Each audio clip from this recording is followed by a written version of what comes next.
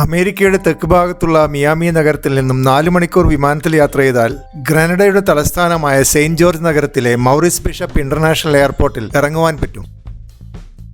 Grenada വളരെ ചെറിയൊരു രാജ്യമാണ്. ടൂറിസമാണ് പ്രധാന വരുമാനം. അമേരിക്കയേക്കാൾ ചെലവ് ചുരുങ്ങിയ ഒരു ഡെസ്റ്റിനേഷൻ ആയതുകൊണ്ട് അമേരിക്കക്കാർക്ക് ഗ്രനഡയിൽ വന്നാൽ നല്ലൊരു വെക്കേഷൻ ആസ്വദിക്കുവാൻ പറ്റുന്നു. ടൂറിസത്തിനു പുറമെ നേന്ത്രപ്പഴം, കൊക്കോ, പഴങ്ങൾ, പച്ചക്കറികൾ, വസ്ത്രങ്ങൾ, ചോക്ലേറ്റ്, മത്സ്യം എന്നിവ കയറ്റുമതി ചെയ്യുന്നുമുണ്ട്. ധാരാളം വെള്ളച്ചാട്ടങ്ങളും ഈ രാജ്യത്തിലുണ്ട്. 50 വർഷം മുമ്പാണ് ഇംഗ്ലണ്ടിൽ നിന്ന് സ്വാതന്ത്ര്യം ലഭിച്ചത്. ഈ രാജ്യത്തിലെ ജനങ്ങൾ കൂടുതലും മുതലാളിത്തത്തിന് എതിരായതുകൊണ്ട് 45 വർഷം മുമ്പ് അവർ അധികാരം പിടിച്ചെടുക്കുകയും മൗറിസ് ബിഷപ്പ് എന്ന കമ്മ്യൂണിസ്റ്റുകാരനെ പ്രധാനമന്ത്രിയാക്കുകയും ചെയ്തു. അദ്ദേഹത്തിന്റെ ഭരണം മാതൃകാപരവും ജനങ്ങൾക്ക് ഇഷ്ടപ്പെട്ടതും ആയിരുന്നു. എങ്കിലും ഇവിടെ കുറെ നക്സലൈറ്റ് രൂപത്തിലുള്ള തീവ്ര ഇടതുപക്ഷക്കാരുണ്ടായിരുന്നു. അവർ അദ്ദേഹത്തെ കൊലപ്പെടുത്തുകയും അധികാരം പിടിച്ചെടുക്കുകയും ചെയ്തു. അമേരിക്കയുടെ അയൽരാജ്യമായ ഗ്രനഡയിൽ ഒരു കമ്മ്യൂണിസ്റ്റ് ഭരണം വന്നത് അമേരിക്കക്ക് തീരെ ഇഷ്ടപ്പെട്ടില്ല. എങ്കിലും അമേരിക്ക കടിച്ചു പിടിച്ച് സഹിക്കുകയായിരുന്നു. എന്നാൽ തീവ്ര ഇടതുപക്ഷക്കാർ അധികാരത്തിൽ വന്നതോടുകൂടി അമേരിക്കക്ക് എല്ലാ നിയന്ത്രണവും നഷ്ടപ്പെടുകയും അമേരിക്കൻ പട്ടാളം ഈ കൊച്ചു രാജ്യത്തിലേക്ക് ഇരച്ചു കയറുകയും ചെയ്തു. അങ്ങനെ നക്സലൈറ്റ് ഭരണം അവസാനിക്കുകയും ഇലക്ഷൻ നടത്തി പാർലമെന്ററി ശൈലിയിൽ ഒരു ഗവൺമെന്റ് ഉണ്ടാക്കുകയും ചെയ്തു. അതിനു പുറമെ രാജ്യത്തിലെ കാര്യങ്ങൾ നോക്കുവാൻ വേണ്ടി ഒരു രാജാവിനെയും അമേരിക്ക നിയമിച്ചു. 1,25,000 ആളുകൾ താമസിക്കുന്ന ഒരു കൊച്ചു രാജ്യമാണ് ഗ്രനഡ. തലസ്ഥാന നഗരിയായ സെന്റ് ജോർജ് പട്ടണത്തിൽ 35,000 ആളുകൾ മാത്രമേ താമസിക്കുന്നുള്ളൂ.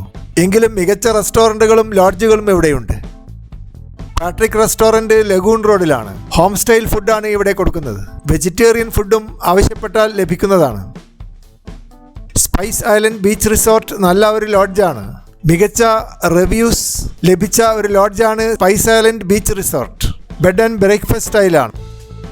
അതുപോലെ കോക്കനട്ട് ബീച്ച് റെസ്റ്റോറൻറ്റ് മനോഹരമായ ഒരു കൊച്ചു ഭക്ഷണശാലയാണ്. ഉച്ചയ്ക്ക് 12:30 തുറക്കുന്ന ഈ റെസ്റ്റോറൻറ്റ് രാത്രി 10 മണിയാകുന്നതോടെ അടക്കുന്നു.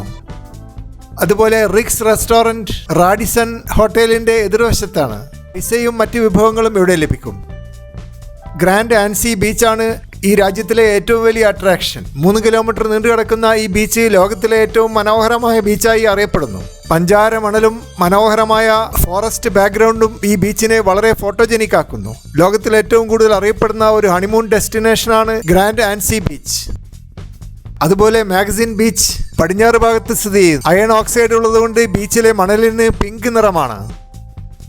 ഈ രാജ്യത്തിൽ 3 വലിയ ദ്വീപുകളും ധാരാളം ചെറിയ ദ്വീപുകളുമുണ്ട്. കരീബിയൻ പ്രദേശത്താണ് ഈ രാജ്യം സ്ഥിതി ചെയ്യുന്നത്. പണ്ട് മുതലേ സ്പൈസ് ഐലൻഡ് എന്നാണ് ഈ രാജ്യം അറിയപ്പെട്ടിരുന്നത്. ധാരാളം ഇഞ്ചിയും വാനിലയും കൊക്കോയും ക്ലോവ്സും ഉള്ളതുകൊണ്ടാണ് സ്പൈസ് ഐലൻഡ് എന്ന പേര് വന്നത്. കൊല്ലം മുഴുവൻ ചൂടുള്ള ഈ ദ്വീപിൽ തണുപ്പുകാലം ചെലവഴിക്കുവാൻ അമേരിക്കക്കാർക്ക് വലിയ താല്പര്യമാണ്.